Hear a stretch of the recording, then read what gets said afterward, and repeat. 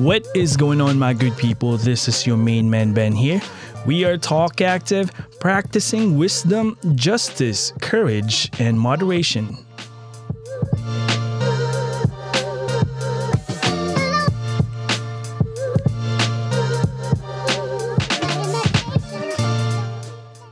Happy Junior Friday to everybody.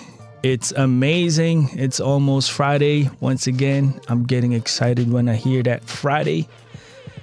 First and foremost, thank you for the support in this channel. I truly appreciate the coffee donations. Amazing how little things push us to be better.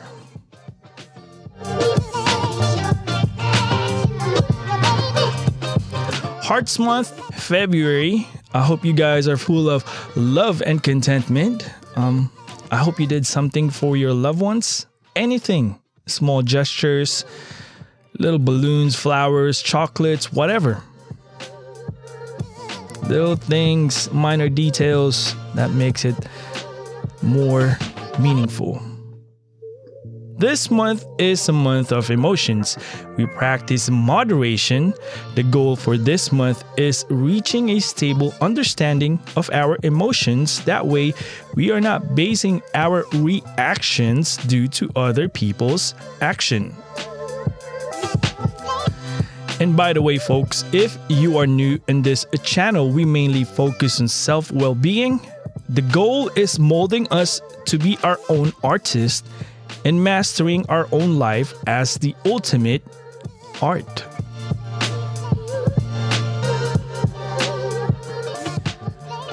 I don't know about you guys, man. If you watched Super Bowl last week, it was a crazy.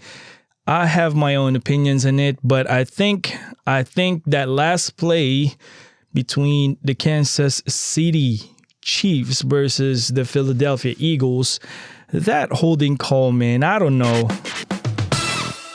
That way, if that didn't win through, I believe it was a different outcome. But it is still definitely a congratulations to Patrick Mahomes, cemented his legacy, his second Super Bowl champion.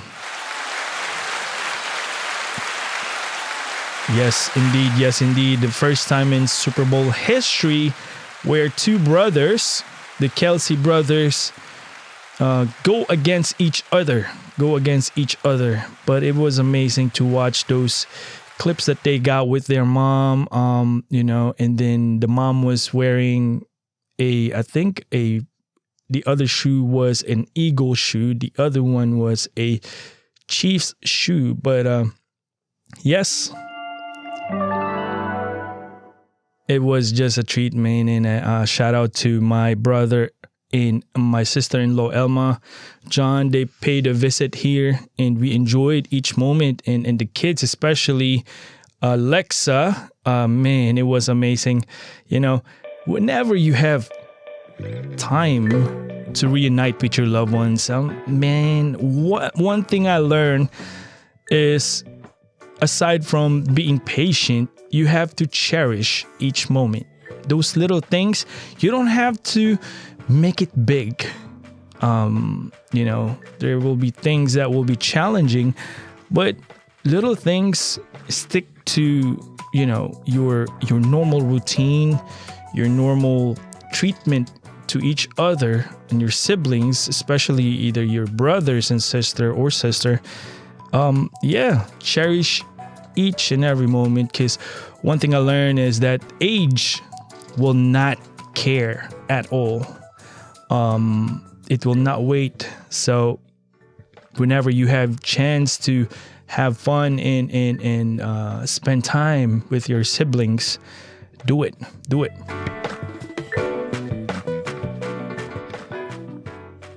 Now we're gonna go into our meat, guys. We're gonna quickly pray here. Please, Father, no one should ever reject you based on how I represent you. Amen. We are in the month of February. Theme of the month is passion. The things that we cannot change to accept rather than fight every little thing. The one who put finishing touches on their life Each day is never short of time. Since we practice practicality to be able to live well, we will apply the one that will work in our method. Man, I feel like a radio station is somewhat an amazing environment because you got this audio engineer and your partner, you go through things and then there's a lot of support. But podcasting, it's easy. But if you want to go to like that type of level, it requires a little bit more work than I used to. Man, I'm not complaining. I'm just saying. But all of this is a one-man show. Video, audio, background, whatever you see in here, it's a one-man show. So forgive me if it's not subpar or at your level of sound quality. But you are, and you are what you are, and I am what I am. So this is what you get. It could be a good thing and it could not be a good thing as well. But other than that, guys, today's episode, we are going to dive into suffering. And man, the real source of suffering. Once again, we practice practicality here. So that being said, we practice things that we think that we can contribute and can be helpful to each other. So we got questions and answer portions in our Spotify. If you want to put comment there, you're free to do so. I'll do my best to catch up and answer those questions, hopefully, because we do have, other chores and day jobs. But it is fun, definitely, to see those interactions, man. And I thank you guys for listening in the channel. Now, February, this is part of our Passion Month, to where we try to deal with emotions. Of course, our main goal is to master our own life. Now, when we talk about things like that, we're not talking about for everybody, but it only applies on ourselves. The goal is, to better ourselves. Now, when we talk about suffering, let's go to the meaning of it. Now, suffering can be subjective. Suffering can result to,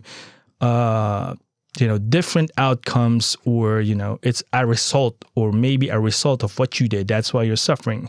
Now, when we talk about suffering, it means that you're hurting, you're in pain. You're in anguish. There's a trauma. Sounds like a little bit more downers, right? But don't you think that we all go through this? And what I think is that we had enough of suffering in this world. Then why not try to make it your own suffering and make it not suffering? I mean, I know it is kind of confusing at first, but we're gonna go deep down in the root of suffering in terms of our individual, contribution. Maybe we can try to, back away in it consciously, not unconsciously, triggered by other people. Now, a couple days ago, I watched a documentary to where there was a massive earthquake in Nepal in the year of 2015.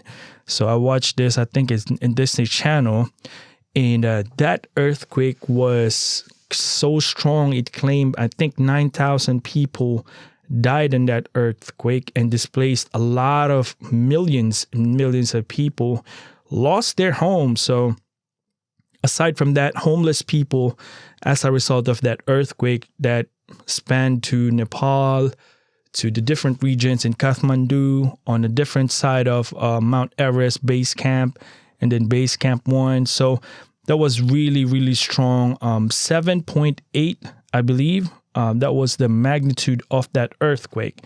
Now, given the situation, that earthquake that I watched, man, there was this group of people that went to Mount Everest, those people, that crazy people that wants to go up in the mountain, the tallest mountain in the world. So basically, these people, the goal is to reach the peak of the tallest mountain. So trek that top of the mountain in Mount Everest. So do you know, at that time in 2015, you got to have at least $40,000 cash money, resources to be able to prepare yourself. That's financially to supply yourself $40,000 so that you will be able to go to Mount Everest. Now, on top of that $40,000, you're going to need to have, or you're going to need to meet some requirements, because, it's not that you, like for me, I watch a TV and then I dreamt a bit that I went to Mount Everest, and tomorrow morning I decide to go. It doesn't work out like that. So you got to meet some requirements. For example, you need to have experience on climbing mountains, or, some kind of acclimation of your body, of your mind, or your brain, or your lungs. That way, when you go to the mountain, you adapt to the environment. Your body is not going to give up on such a notice, because elevation is so high. Naturally, the oxygen level drops. So the higher you go, the oxygen goes bleep, thinner and thinner. That's the reason why you have to go through all this acclimation period. Now, there's a lot of ways for noobs, people that don't have experience, but it requires some little time. Then once you complete those, then you can go. So imagine that preparation. Imagine that requirements for regular people like me and you. If you got a dream, then first you got to come up with $40,000 just to get there, and pay for ticket, for everything. Most likely Sherpas, which is the locals down there that carries your stuff. So imagine that $40,000 for a regular person like me and you. And $40,000 is a lot of money. For some people, that is an annual salary for one regular citizen. And the crazy thing about that one is this is just for fun. There is no like what do you call this, bonus that you're gonna go get, or extra money. This is for satisfaction only, for people, or a goal, an achievement that they want. For some, to be honest with you, a lot of people that goes there are really well-off people that can just wave off their credit cards and a chopper would come and get them. So that type of people, it's very, very expensive. Very rich people. Just to be honest with you. Now, this earthquake that hit Nepal, we're going to go back to our suffering here. I'm just giving you that quick random thing that you need to prepare for. Now, there are climbers on top of that mountain. Now, in Mount Everest. So when you go to Mount Everest, talk about, you got $40,000 Sherpas. You pay them a big chunk because they're the ones who are going to bring your equipment. Imagine going to Mount Everest, carrying maybe 200, 300 pounds of your equipment by yourself. I don't think you're going to last 1 mile carrying on those heavy things by yourself. And on top of that, you're going to need to go to this, ladders, man-made ladders that was made up and tied together and put to one spot of the ice and going to the other side. So basically a crevasse that is a big crack, basically a big crack of ice, and you put a ladder on top of it. That way you can cross. Now, that's one of those things that the Sherpas and the guides or the team leaders does. So that's the bulk of your money. Now, what happens there is that there are levels of camp. So when you go and decide to go to climb Mount Everest, you don't just go climb from the bottom of Mount Everest and to the very top. it doesn't work out like that, because first, once again, acclimation period. Second, it's so high you cannot finish that unless maybe you are the one of the few, best climbers in the world. And there's a lot of documentaries that climb 7 mountains in that region, which is crazy. Now, when we talk about that suffering that the people experience, base camp number 1 is supposed to be the base camp. In Mount Everest, the base camp is where the level 1 is. It's the most plain part, and although it's the plain part of the mountain, it's still high, and that's where the mother base is. So when we talk about mother base, that's where the big tents are. That's where the noobs will be camping. That's where the doctors and the medical team set up their big camps with medicals, equipments, and medicines just in case of emergency. They do have like a some kind of clinic, because we know this is still the wild. And base 1 is the most safest. It is like the haven of, noobs, or, basically it's like level 1. Let me go repeat myself. And then there's another level. It's the next level where all this like waterfall ice, and on top of that, there's another camp. So it's a level of camps until you reach it. So if you get caught in climbing and you didn't reach, hey, there's another camp there. So there's a lot more supplies here. The higher you go, the less supplies. The less are the supplies. The less the supplies. Yeah, the lesser the supply. So once that 7.8 magnitude earthquake hit, imagine what happens. The avalanche, the snow falling from top of it. It doesn't matter what your status is. It doesn't matter where you are. You're gonna get hit. 7.8 magnitude on Mount Everest. It is crazy. So what happened there is base 1 camp was wiped out. A lot of people died instantly. A lot of people died because they got covered by snow, and they weren't able to breathe, or they weren't able to take themselves out of that situation. That's why they died. So imagine that preparation that you did. Imagine that $40,000 in all that preparation prior to that, on that situation. So there's no way around it. This is the circumstances that you're in. You cannot change that. Mother Nature said it. So the thing is that a lot of people died because of that situation in the base camp on the safest part of Mount Everest, the hiking part. The main medical tent was wiped out. Equipments were wiped out, but they do still have some equipments and people trying to help out each other. Now, on top of that one, this is just the Mount Everest part, but the earthquake was the entire region. So the capital was Kathmandu. Kathmandu was wiped out. There's a lot of people died there. Buildings collapsed, and it's just total chaos in suffering. Basically, the main definition of suffering indeed. Oh, let me get that water. Now, we're going to talk about this couple of locals.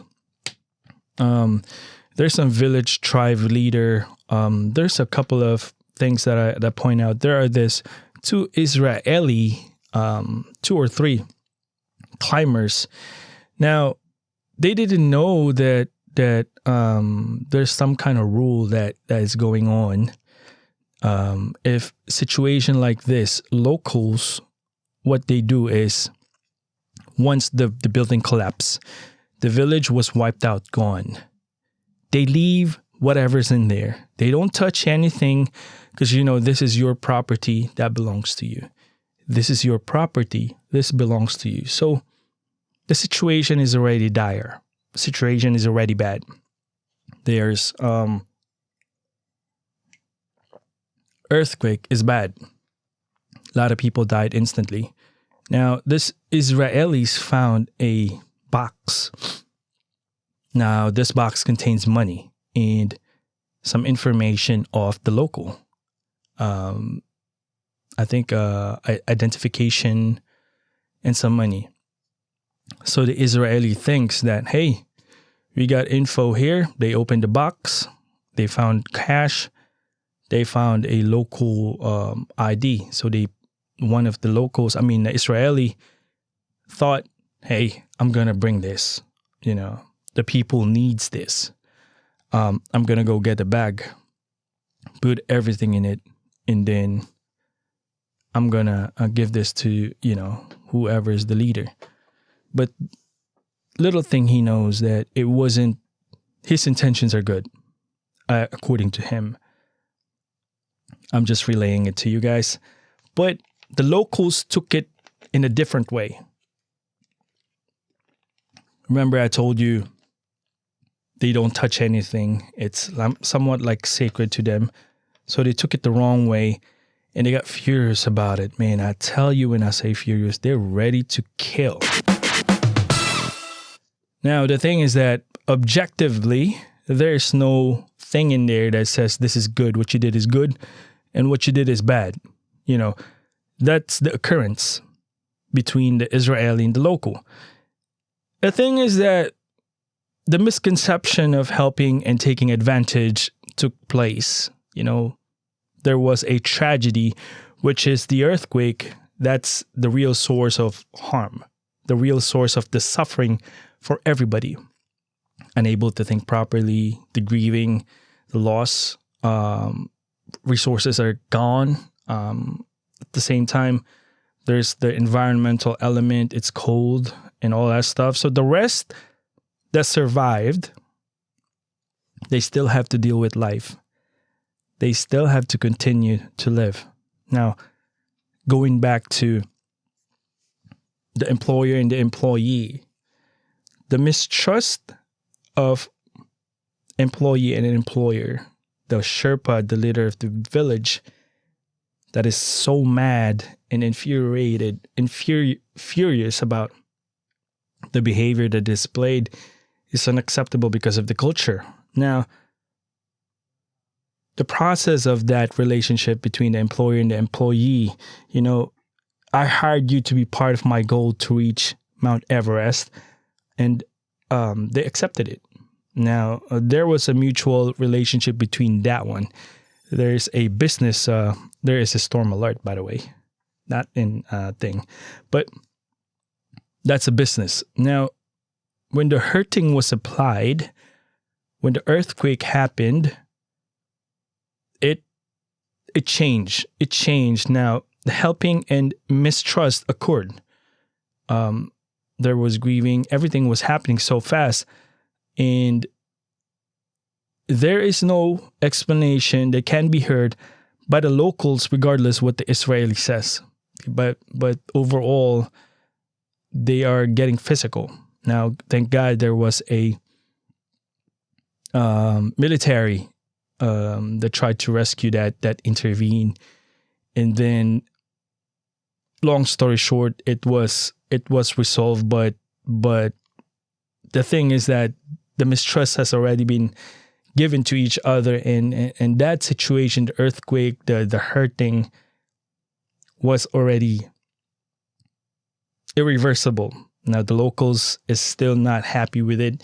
I saw them, interviewing each other. The Israeli could only say that it wasn't right what we did.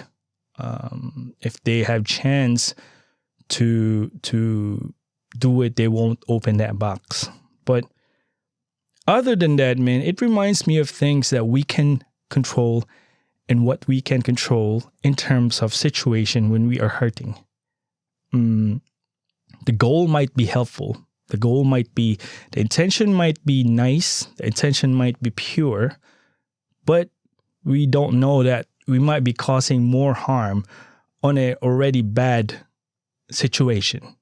Now, Let us remind ourselves that we are practicing the important lessons that was already been taught. You're just practicing this. The lessons that have been preached by the ones that made the sacrifice so that we can move further. Let's keep reminding ourselves that circumstances do not care about how we feel.